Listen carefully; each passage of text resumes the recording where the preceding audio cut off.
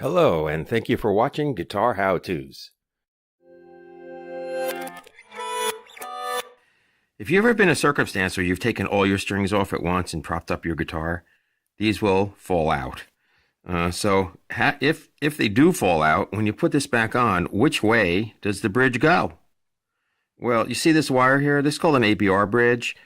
There's two kinds. We'll get to the other one in a moment. See this wire here? Get right to the point. This wire goes towards the bridge pickup. Let's look at the other kind of bridge.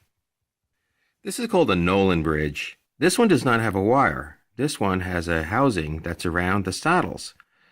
Putting this bridge back on if it falls off is a little more challenging.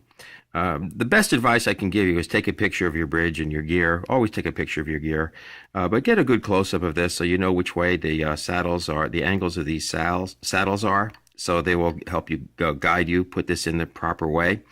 Generally speaking, I've seen it both ways. On this particular guitar, the saddle adjustment screws are back here by the stop bar tailpiece.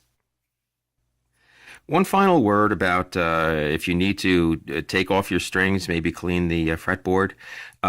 Suggestion is you can take them all off, leave the D on, however. That will be enough pressure to keep the stop bar from falling off this way and keep the bridge from falling off if you move the guitar other than flat.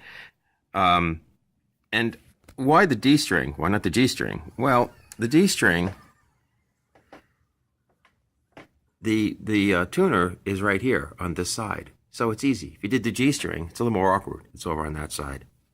So hope this helps you out. Have a great day.